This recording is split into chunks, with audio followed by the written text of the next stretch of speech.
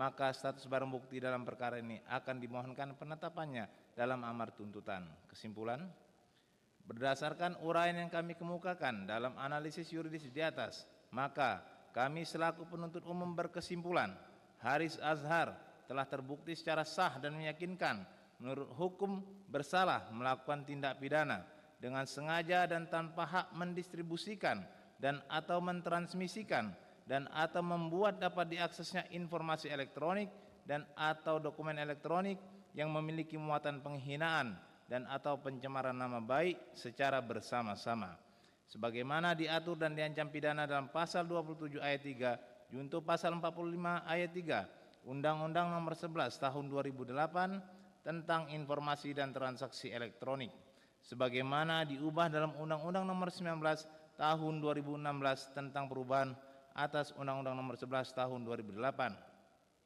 sebagai junto pasal 55 ayat 1 ke 1 KUH pidana sebagaimana dalam dakwaan pertama. Izin yang mulia melanjutkan. Tuntutan pidana. Selanjutnya, sampailah kami kepada tuntutan pidana terhadap terdakwa.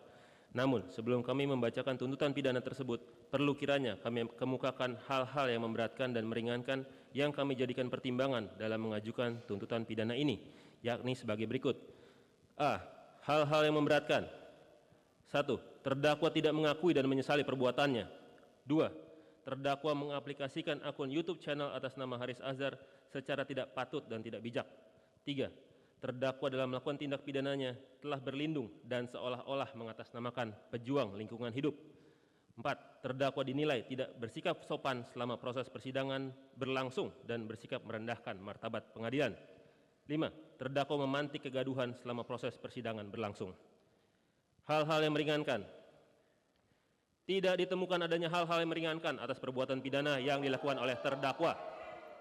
Berdasarkan uraian tersebut di atas, dan dengan memperhatikan ketentuan peraturan perundang-undangan yang berkenaan dengan perkara ini, kami penuntut umum dalam perkara ini menuntut supaya Majelis Hakim Pengadilan Negeri Jakarta Timur yang memeriksa dan mengadili perkara ini memutuskan: 1.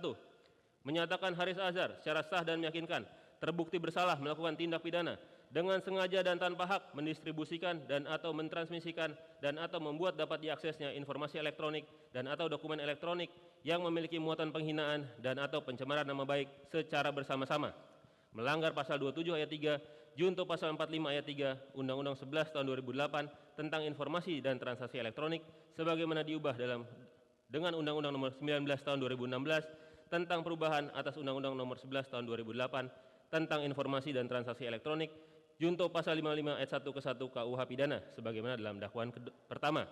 2. Menghukum Haris Azhar untuk menjalani pidana penjara selama 4 tahun dengan perintah terdakwa segera ditahan